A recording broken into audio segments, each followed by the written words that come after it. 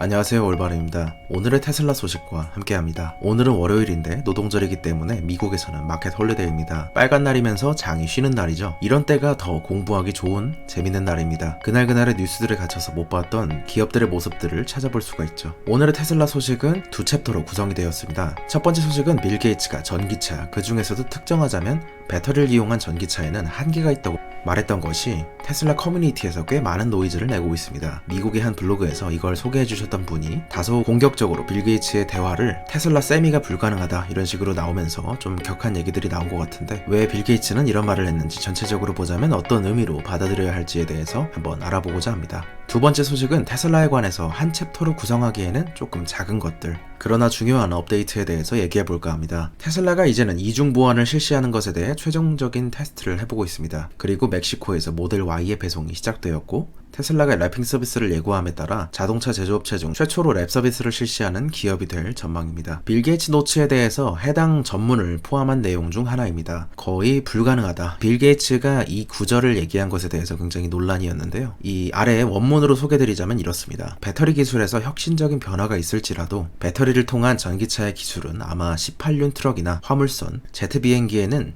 실용적인 솔루션일 수 없을 거라는 인사이트를 전해온 것입니다. 일각에서는 이게 테슬라 셈이나 테슬라가 이전에 얘기했던 제트에 대해서 부정하는 것이냐 이런 얘기들이 나오고 있어서 한번 전해드릴까 합니다. 그래서 혹시 여러분들이 너무 프레임적으로 바라보실까 해서 전체적으로 어떤 논지에서 빌 게이츠가 아마 거의 불가능할 것이다 라고 말했는지에 대해서 얘기해볼까 합니다. 빌 게이츠가 말했던 빌 게이츠 노트에 달린 주제는 이렇습니다. 탄소가 없는 세상에서 우리는 어떻게 움직이게 될까라는 게 주제이죠. 본문은 최대한 길지 않게 정리해드리도록 하겠습니다. 빌 게이츠는 말했습니다. 지난 몇 달간 우리는 팬데믹으로 인해 끔찍한 고통과 어려움을 겪고 있습니다. 여전히 대유행의 한가운데 있지만 이는 기후변화에겐 더욱 안 좋은 영향을 끼칠 수도 있습니다. 여기서 더욱 안 좋은 영향이라고 언급했던 거는 결국에 친환경으로 가기 위해선 비용이 수반되어야 하는 일이 따르는데, 경제가 무너짐에 따라 친환경으로 가야 할 전체적인 사회적 비용이 예산이 줄어들 수 있다는 우려를 하고 있는 것이죠. 전염병에 따른 경기 침체로 인해 전 세계의 탄소 배출은 약 8% 감소되었다고 추정되고 있습니다. 파괴적인 수치로 줄어든 것이긴 하지만 이런 방향의 긴축은 지속 가능하지 않습니다. 기후변화에 대응하려면 우리는 이동하는 방법까지 포함하여 온실가스를 배출하지 않으려고 해야 합니다. 대부분의 사람들이 기후변화에 대해서 얘기할 때 가장 먼저 떠올리는 건 차입니다. 이것은 일부분에선 정답입니다. 미국에서는 교통이 실제로 가장 큰 탄소 배출 비중을 차지하고 있지만 전 세계적으로 볼 때는 교통은 배출량 중 16%밖에 차지하지 않습니다. 세계적으로 볼 때는 결국에 무언가를 경작하거나 만드는 것이 훨씬 더 많은 영향을 차지하고 있다고 말했고, 실제로 저도 찾아보니까 실제 온실가스 배출량의 약 25% 정도는 농업에서 발생하고 있더군요. 그럼에도 순배출량을 줄이려면 이동 방법의 탈탄소화가 필수적입니다. 여기서 얘기 나오는 것이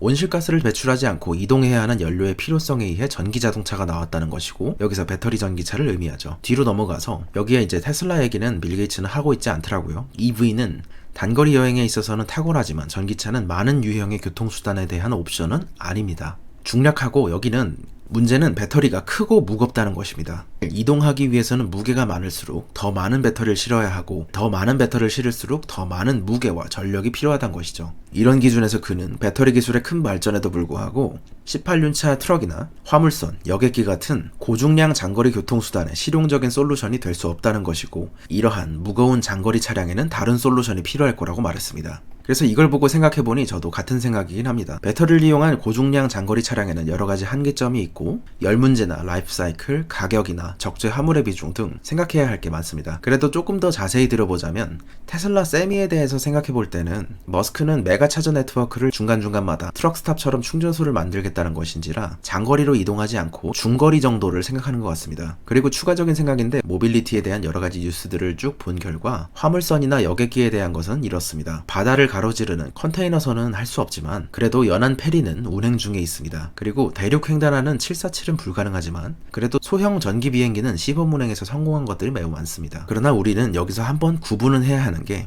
이것이 기술적으로 가능한 것이지 아직 실용적인 솔루션은 아니라는 점입니다. 빌 게이츠가 얘기하는 것처럼 빌 게이츠는 어쨌든 전 세계의 탈탄소화에 대해서 얘기하고 있기 때문에 실용적인 솔루션이냐 아니냐 이렇게 본다면 아니라고 보는 점이 더 맞을 것 같긴 합니다. 특히 이런 부분에서 아무래도 전기차에 관심이 많은 분들이시라면 빌 게이츠가 투자했던 전고체 배터리 개발 기업인 퀀텀스케이프의 사례를 생각하실 수 있는데요. 빌 게이츠는 이렇게 이것이 아직 실용적인 솔루션이 아니기 때문에 계속 투자 중입니다. 거의 불가능하다라고 했던 점에서 그 거의 몇 퍼센트 안 되는 지점에다가 계속해서 투자하고 있는 것이라고 보면 됩니다. 그런데 이제 여기서 빌 게이츠는 전기차에 대해서 얘기했지만 테슬라로 입장에서 들어온다면 아무래도 테슬라는 전기차라는 하드웨어보다 자율주행이라는 소프트웨어가 더 중요하다고 생각이 되는데요. 그래서 전기차에 대한 부분에서 조금 더 벗어나서 이 적용을 테슬라에게 시켜본다면 테슬라의 세미가 중요한 부분이 무엇이냐라고 생각을 한다면 결국에 배터리단에서의 기술이 가능하다 이 정도를 전제로 할 때 초고중량은 소화를 못할 수 있지만 자율주행을 통한 보조 시스템의 중요성이 세미를 타는 사람들에게 중요할 것이다 이 정도로 여겨집니다. 결국에 고객들에게 어필을 하는 소구점이 무엇이냐가 중요하기 때문에요. 그래서 자율주행을 통한 보조 시스템의 중요성이 구매자에게 클 것이라고 여겨지고 어쨌든 빌 게이츠는 전기차를 탈탄소화 측면에서 얘기를 한 것이기 때문에 하드웨어적으로 얘기를 했지만 이것은 우리가 볼 때는 전기차라는 것은 앞으로 하드웨어를 보고 사는 것이 아니라 자율주행과 소프트웨어를 보고 사는 것이라고 생각됩니다. 그래서 이 점은 세 번째 설명을 드리는 부분이기도 하지만 저는 이제 이런 거에 있어서는 하드웨어와 소프트웨어를 좀 소구점을 구분을 할 때가 되지 않았나 생각을 해봅니다. 저는 이 자율주행 부분에 있어서 실제 적용 사례만 매우 유의미하게 생각을 하고 있는데 이 부분이 결국에는 자율주행이란 곧 운전 경험의 향상이지 뭐 이것이 더 싸지거나 안전한 것이 논점이 아니라고 생각하기 때문입니다. 운전 경험을 향상시키려면 뭐가 필요할까요? 수많은 적용 사례와 수많은 수정 사례를 통해서 인간의 드라이빙에 맞게 경험을 최적화시킬 수 있어야겠죠.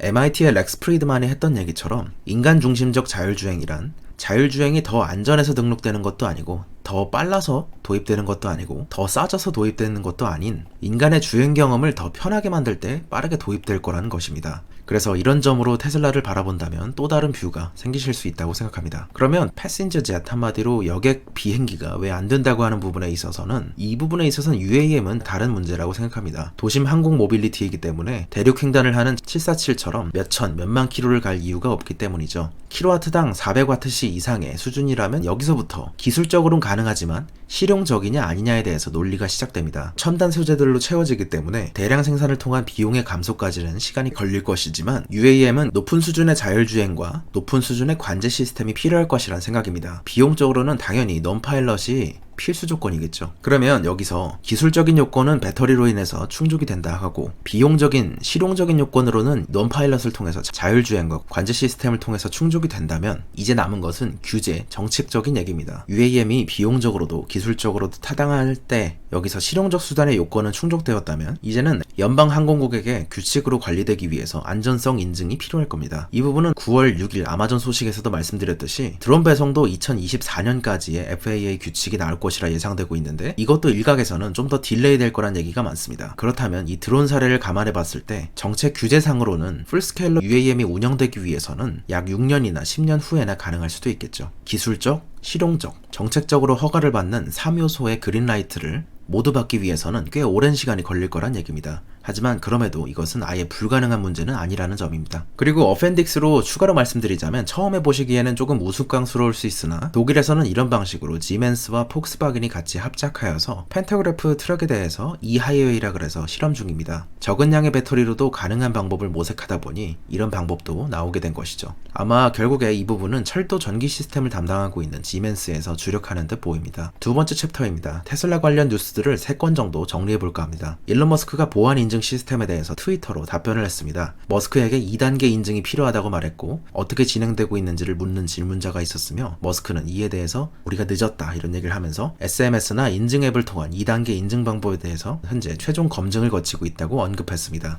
이중 보안이라 그러면 조금 어려우실 것 같아서 잠깐 말씀드리자면 2단계 인증을 의미합니다. 내가 알고 있는 것을 바탕으로 보안하는 것은 비밀번호, 핀, 패턴 등이 대표적이고 내가 가진 것을 바탕으로 보안을 처리하는 것은 OTP 같은 토큰, 스마트카드, 신용카드나 체크카드, 마그네틱 열쇠 등이 있습니다. 그리고 내가 고유로 가지고 있는 것은 지문인식, 홍채인식, 음성인식 등이 있죠. 뉴스들 중 두 번째 소식은 멕시코에서 모델 Y의 인도가 시작되었습니다. 미국과 캐나다에서는 크로스오버로 테슬라 배송이 가능했었고 아시아에서는 전폭적으로 모델 Y의 수령을 위해서는 기가 상하이의 생산을 기다리고 있으며 유럽에서도 같은 이유로 전폭적인 딜리버리를 위해서는 기가베를린의 생산을 기다리고 있습니다. 이런 구조에 더해 캐나다, 미국에 이어서 멕시코까지 배송이 가능해짐에 따라 테슬라의 영향권을 더 확대할 수 있어졌다고 말할 수 있을 것 같습니다. 이번 상하이에서 랩 서비스를 실시하게 됨에 따라 자체 비닐 랩 서비스를 제공하는 최초의 오토메이커가 테슬라가 될 전망입니다. 지난 4월 머스크는 기가베를린이 여러 색상을 갖춘 세계적인 페인트샵을 갖게 될 거라 이런 얘기를 한 적이 있었는데요. 그리고 프리몬트와 상하이도 업그레이드 될 거란 얘기는 그저께 올려들었던 일론 머스크의 독일 인터뷰에서도 보신 적 있으실 겁니다. 테슬라가 많은 차를 팔기 시작하고 도로에서도 많이 보이기 시작하니 전기 충전소에서 내 차가 아니라 다른 차를 내 차라고 착각하는 케이스가 늘기 시작했다고 말합니다. 물론 이것도 마케팅적인 카피죠. 어쨌든 이에 테슬라가 많은 컬러를 선보이기 위해 구식 페인트 대신 비닐 랩으로 패턴이나 색상에 구애받지 않을 것이라고 전망하고 있고, 테슬라 랩에 대한 수요가 꽤 있다는 것을 의미하는 것이겠죠. 이 뒷배경에는 웨이보에서 테슬라 차이나 공식 어카운트에 노란색으로 랩핑된 모델 X 이미지가 있었는데요. 이에 대해서 보니까 좀 이쁘긴 하더라고요. 오늘의 테슬라 소식은 이렇게 전체적으로 빌 게이츠가 했던 얘기에 대해서 생각해보는 시간을 가져봤으며, 이외의 다양한 소식들에 대해서도 한번 짚어보는 시간이었습니다. 오늘도 여러분 좋은 하루 되시기 바랍니다. 감사합니다. 올바른이었습니다.